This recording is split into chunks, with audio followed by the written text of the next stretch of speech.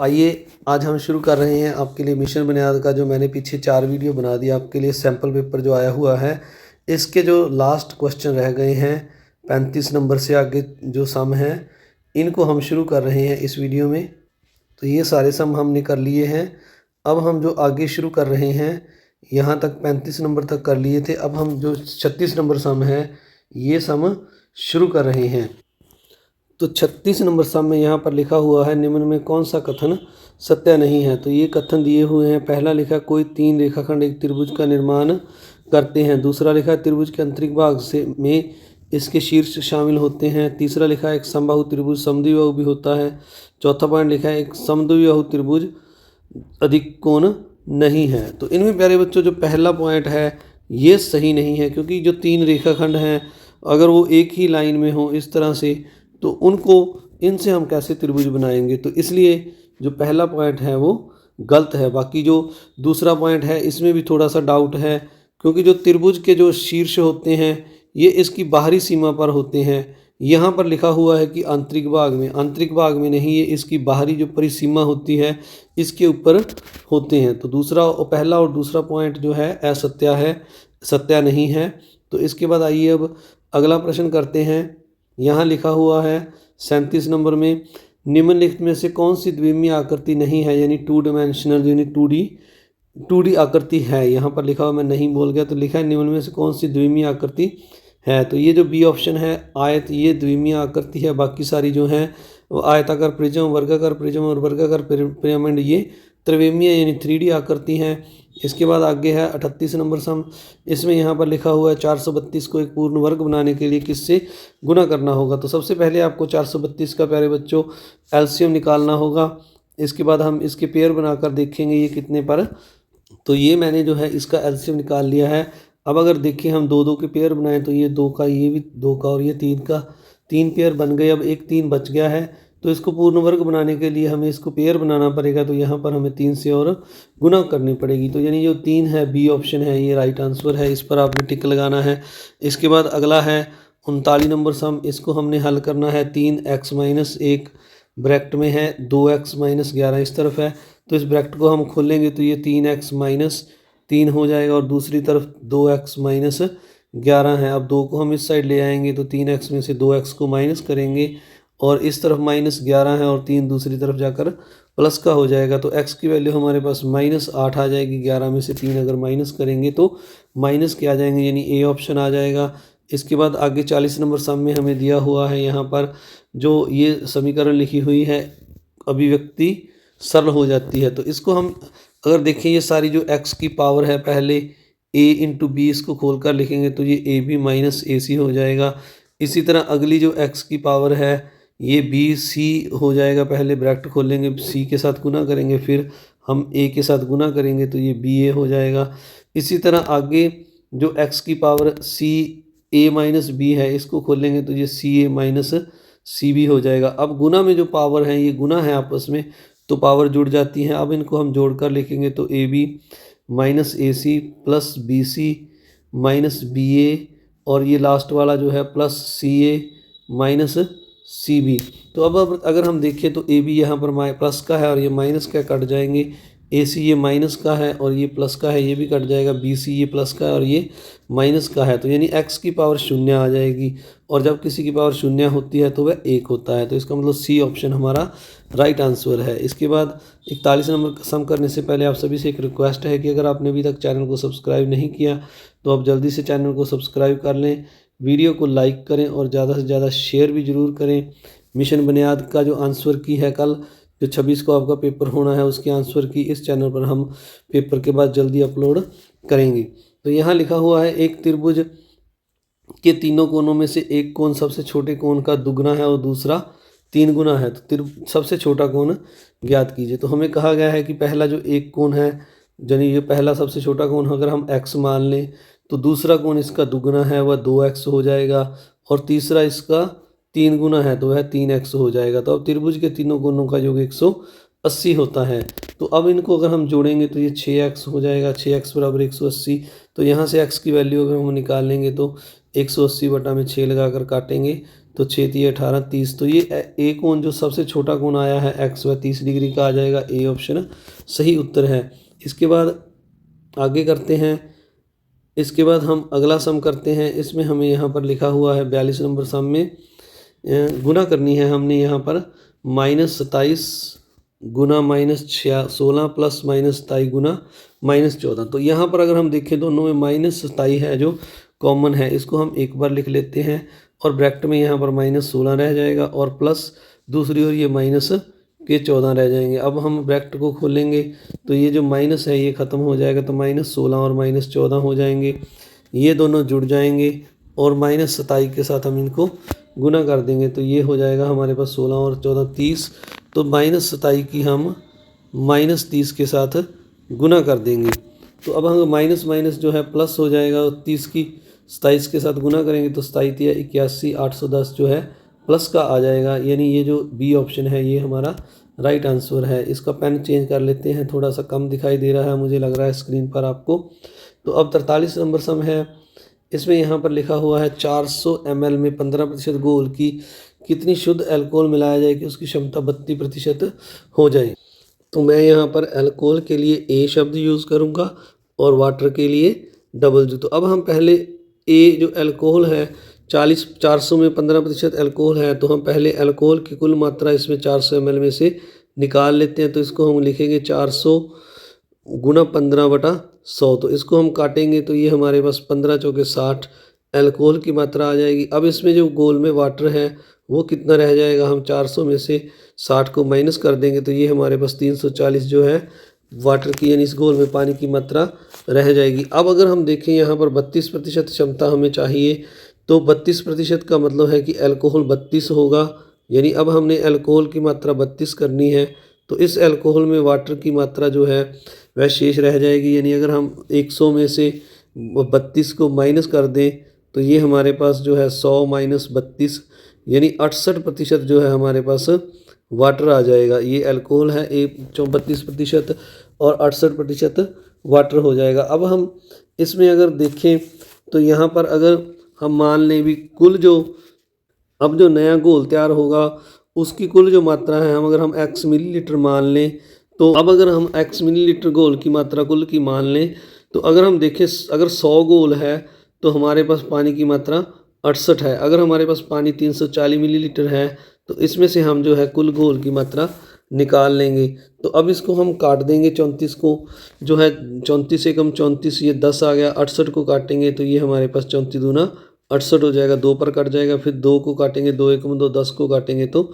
5 दूनी 10। अब यहाँ पर 5 बच गया और ये 100 है, इनकी गुना करेंगे तो घोल की हमारे पास जो कुल मात्रा है x की वैल्यू 500 मिलीलीटर आ जाएगी। अब हमारे पास कुल घोल 500 मिलीलीटर है। तो अब हमने ये बताना है कि इसमें जो है अल्कोहल कितना है। तो अल्कोहल अगर हम देखें जो नया घोल बन गया उसमें अल्कोहल की मात्रा जो बढ़ी है 32% कितनी हो जाएगी। तो पहले घोल 400 मिलीलीटर था, इसको हम अगर इसमें से माइनस कर दें तो जो अल्कोहल की मात्रा है उस नए घोल में 32% होने पर 100 मिलीलीटर आ जाएगी। यानी ये जो सी ऑप्शन है ये हमारा राइट आंसर होगा। इसके बाद अगला सम करते हैं। अब 45 नंबर सम में लिखा हुआ है एक आदमी 10 मीटर पूर्व की और फिर 24 मीटर उत्तर की ओर जाता है, प्रारंभिक बिंदु से उसकी दूरी ज्ञात कीजिए। मान लीजिए कोई व्यक्ति यहाँ पर है, ये दिशाएं हैं, ये पूर्व दिशा है, तो यहाँ से प्रारंभिक बिंदु से यह 10 मीटर यहाँ तक जो है पूर्व की ओर गया। ये ऊपर उत्तर है यानी नॉर्थ है, तो ये नॉर्थ की तरफ चला गया। यहाँ पर मैं नॉर्थ लिख देता हूँ, ये नॉर्थ है, ये साउथ है, ये वेस्ट है। तो ये अब ऊपर की ओर नॉर्थ की ओर 24 मीटर गया। तो यहाँ से अब हम अगर देखें ये 24 है तो ये 24 मीटर गया। तो अब इसका जो प्रारंभिक बिंदु यहाँ से इसकी दूरी हमने ज्ञात करनी है, तो ये वाली भुजा हमने निकालनी है। तो ये 90 का कोण है, ये हमारा कर्ण बन गया। और यदि अगर हम देखें तो ये एक समकोण त्रिभुज है, इसमें ये हमारा कर्ण है, तो ये हमने कर्ण निकालना है। इसको लिख देते हैं AB और नीचे ई लिखा हुआ है, तो यानी हमने AB निकालना है। AB का मतलब ये कर्ण है। तो अब ये दोनों भुजाओं का वर्ग हो जाएगा। ये आधार है 10 और 24 लंब है, तो 10 का वर्ग हो जाएगा हमारे पास 100 और 24 का वर्ग हो जाएगा 576। तो अब ये AB का वर्ग है। तो अब अगर हम AB लिखें यहाँ पर AB, तो ये 500 और 576 और 100 को जोड़ेंगे तो ये 76 आ जाएगा। इस पर ये स्क्वायर हटाकर ए बी से हमने वर्गमूल का साइन लगा दिया। अब 676 का आपने वर्गमूल निकाल लेना है, तो 676 का वर्गमूल 26 आएगा। तो इसका मतलब ये ए बी की लंबाई है जो 26 है, तो इसका मतलब है कि उसकी प्रारंभिक बिंदु से दूरी 26 मीटर है। इसके बाद अगला 45 नंबर सम है। यहाँ लिखा हुआ है ए बी सी पूर्ण संख्याएँ हैं, पूर्णांक हैं, तो यहाँ ए और ए बड़ा है बी से, तब तो यहाँ पर ये हमें बताया गया है कि ए बी 3 संख्याएँ दी हुई हैं, पूर्णांक हैं। तो इनमें से जो पहला ऑप्शन है प्यारे बच्चों ये सही है, क्योंकि अगर मान लीजिए ए सबसे बड़ी है, मैंने 5 मान ली, बी जो इससे छोटी मान लेते हैं, बी छोटी है, ए बड़ी है बी से, और सी को हम कोई भी संख्या मान लें, जैसे मैंने 7 मान लिया। तो जो पहला ऑप्शन क्यों सही है, अगर ए की सी के साथ गुना करें हम, ए 5 है और सी 7 है, तो इनकी गुना 35 आएगी। इस तरह फिर बी की सी के साथ गुना करें तो सी हमारे पास 3 है और बी 3 है और सी 7 है, तो ये 7 या 21 आएगा। यानी इन दोनों की गुना जो पहले वालों की से बड़ी आई है, यानी ए सी की गुना बी सी से बड़ी है। तो इस तरह ए ऑप्शन सही उत्तर है। इसके बाद आगे 46 नंबर सम है। तो आप सभी से एक रिक्वेस्ट है, जल्दी से चैनल को सब्सक्राइब कर दें, वीडियो को लाइक करें और ज़्यादा से ज़्यादा शेयर करें, ताकि हम अगर मिशन बुनियाद की आपके लिए और भी वीडियो बना सकें बढ़िया से। तो इसमें लिखा हुआ ABC में, त्रिभुज ABC में AD शीर्ष ए से खींचा गया लंब है इस प्रकार है कि AD 12 सेंटीमीटर, BD 9 सेंटीमीटर और DC 16 सेंटीमीटर। जांच कीजिए कि त्रिभुज ABC A पर समकोण है। तो ये हमें एक त्रिभुज दिया हुआ है, आप इसको किस तरह बना लें, जैसे ये मैंने त्रिभुज बनाया ABC, तो ABC, तो A जो है A से AD पर एक लंब खींचा गया है ये, और इस AD की लंबाई 12 है और BD की 9 है, DC की 16 है। हम AC निकाल लेंगे। अब आप AC निकालने के लिए अगर देखें तो ये 90 का कोण है, पाइथागोरस प्रमेय लगाएंगे तो ये AC है, AC का वर्ग है वो BC जो AD है ये लंब, इसका वर्ग 12 का वर्ग 144 होगा, और 16 DC लंब का आधार का वर्ग, तो ये 16 का वर्ग 256 होगा। इनको जोड़ेंगे तो ये 400 आ जाएगा।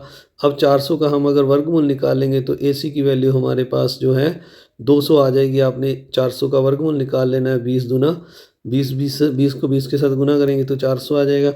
इसी तरह आपने BD निकालनी है, जो AD है, AB है, AB का जो वर्ग है वह हमारे पास जो है, मैं यहाँ नीचे लिख लेता हूँ, AB का वर्ग है जो वह AD जो लंब है इस त्रिभुज में, इस ABD त्रिभुज में अगर हम देखें तो BD का वर्ग, AB का वर्ग जो है AD के वर्ग और BD के वर्ग के बराबर होगा, यानी 12 का वर्ग प्लस 9 का वर्ग। तो ये दोनों को जोड़कर हमारे पास जो आएगा वो हमारे पास 12 नया 12 बारी 144 और 9 का वर्ग 81, तो इनको हम जोड़ेंगे तो ये 225 बन जाएगा। और 225 जो है 15 का वर्गमूल होता है, तो इसलिए जो AB की वैल्यू है वह 15 आएगी। तो ये AB 15 आ गई। अब आगे चलते हैं, थोड़ा सा हमने AC 20 निकाल ली है, तो इसको मैं दोबारा से दोनों जो भुजाएं निकाली हैं इनको एक बार फिर से लिखता हूँ। तो अब हमने ये बताना है, ये वाला जो कोण है 90 का है। अगर हम पूरी BC को देखें तो BC 9 और 16 को अगर हम जोड़ेंगे तो ये 25 हो जाता है। अब अगर हम 25 का वर्ग निकालेंगे तो 25 का वर्ग जो है BC है, जो ये हमारे पास जो है BC का वर्ग हमारे पास जो आएगा 625 आएगा। अब आप AB का वर्ग और अगर AC का वर्ग देखें तो AB का वर्ग प्लस में AC का वर्ग, तो AB का वर्ग है, अगर हम AB 15 है इसका वर्ग करेंगे तो 15 का वर्ग 225 होता है, और जो दूसरी AC है AC का वर्ग करेंगे तो 20 है, 20 का वर्ग 400 होता है। इन दोनों को जोड़ेंगे तो ये 625 हो जाएगा। इसका मतलब यहाँ पर ये पाइथागोरस प्रमेय है जो लग रही है, BC का वर्ग AB और AC के वर्ग के दोनों के वर्ग के योग के बराबर है, यानी 625 आ रहा है। तो इसलिए ये जो है A कोण है जो समकोण है, तो इसका ऑप्शन हम यहाँ पर जो ये 4 लिखे हुए हैं इसमें से यस पर टिक कर देंगे। तो आइए अब अगला 47 नंबर सम करते हैं। 47 नंबर सम में लिखा हुआ है हमें यहाँ पर ये जो 34 बोरी चीनी का वजन दिया हुआ है 3483.3 किलोग्राम। यदि सभी थैलों का भार समान है तो प्रत्येक थैले का भार ज्ञात कीजिए। तो इसमें आपने 34,383 को जो है 34 पर भाग कर देना है।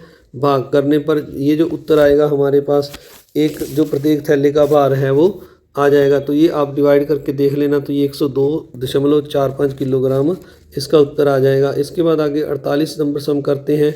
इसमें लिखा है आकृति में रेखा एल समांतर एम कोण 1 60 डिग्री 2 100 डिग्री 4 ज्ञात कीजिए। तो ये आकृति बनी हुई है यहाँ पर।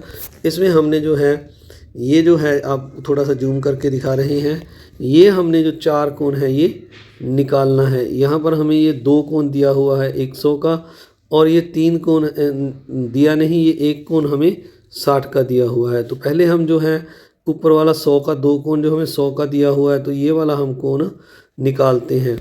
तो ये वाला जो कोण है हमारे पास, क्योंकि ये आंतरिक कोण है, इसको हम 5 नंबर लिख लेते हैं। कोण 5 और कोण 2 है जी, आंतरिक कोण है, इनका योग 180 होता है। तो अब 2 कोण 100 का है, तो हम 5 निकालने के इसमें से 100 को माइनस कर देंगे, तो 80 डिग्री जो है हमारे पास ये 5 जो कोण है ये आ जाएगा। एक बार मैं फिर से लिख देता हूँ, ये 100 का है, तो ये हमारे पास जो 5 नंबर कोण मैंने बनाया था ये 80 का आ जाएगा, क्योंकि दोनों का योग 180 होता है। अब 3 और ये वाला जो कोण है 5 मेरा, ये 3 और 5 शीर्षाभिमुख कोण है, तो ये दोनों कोण बराबर होंगे, तो इसलिए 3 कोण भी 80 का होगा। तो 3 कोण 80 का आ गया है।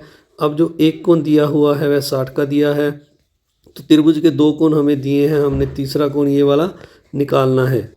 तो अब अगर हम 60 और ये 1 कोण 60 का है और 3 80 का, इन दोनों को जोड़ेंगे तो 140 हो जाएगा। इसको हम 180 में से माइनस कर देंगे, तो ये जो 4 नंबर कोण है हमारे पास 40 डिग्री का आ जाएगा, यानी डी ऑप्शन पर आपने टिक लगाना है, इसका राइट आंसर है। इसके बाद आगे है 0.03 प्राप्त करने के लिए 0.1 से क्या घटाया जाए। तो मान लें हम 0.1 है जो, इसमें से x को घटा देते हैं, तो हमें 0.03 प्राप्त होता है। अब ये 0.1 है, दूसरी ओर जाकर माइनस का हो जाएगा, तो यहाँ पर हम लिख देंगे 0.1। तो अब 0.1 जो है बड़ा है और 0.03 छोटा है, तो ये माइनस का है, ये प्लस का है, तो इनकी घटाव करेंगे तो ये 0.07 माइनस का आ जाएगा। तो अब हमारे पास माइनस एक्स की वैल्यू माइनस 0.07 आ गई, माइनस के साथ माइनस हम कैंसिल कर देंगे, तो ये हमारे पास जो x की वैल्यू 0.07 आ गई। ये वाला ऑप्शन बी है, इस पर आपने टिक लगा देना है। इसके बाद अगला सम है, एक पिक्चर फ्रेम 80 सेंटीमीटर गुना 60 सेंटीमीटर का, इसका विकर्ण ज्ञात कीजिए। तो पिक्चर फ्रेम है जो आयताकार है, आयत की जो हमें लंबाई 80 दी है और चौड़ाई 60 दी है, और इसका हमने ये विकर्ण ज्ञात करना है। तो ये पाइथागोरस थ्योरम लगेगी, यहाँ पर हम 80 का वर्ग निकाल लेंगे और 60 का वर्ग निकाल लेंगे, और जोड़कर हम ये भुजा निकाल लेंगे, यानी कर्ण है, मान लीजिए ये विकर्ण जो है इसका जो वर्ग होगा ये 60 और 80 के वर्ग के योग के बराबर होगा। 80 का वर्ग 8/64 6400 आ जाएगा, और 60 का 3600 आ जाएगा। तो अब इनका हम वर्गमूल निकाल देंगे, इनको जोड़कर ये हमारे पास 10,000 आ जाएगा। आपने 10,000 का वर्गमूल निकाल देना है, ये 10,000 का वर्गमूल 100 आएगा, तो विकर्ण है जो हमारे पास ये बीच वाला ये 100 आ जाएगा। डी ऑप्शन पर आपने टिक लगाना है। तो प्यारे बच्चों, इस तरह आपने ये पूरा पेपर करना है। आप सभी को VMC वैदिक मैथ क्लासेस की ओर से एग्ज़ाम के लिए ऑल द बेस्ट, हमारी शुभकामनाएं आपके साथ हैं, आप सभी कामयाब हों। तो अगला जो वीडियो है प्यारे बच्चों, हम इसका जो है इसकी आंसर की का बनाएंगे, जो 26 तारीख को शाम को इस चैनल पर पेपर के बाद उपलब्ध होगा। आपने अपना सवालों का मैथ ज़रूर करना है। Thank you very much.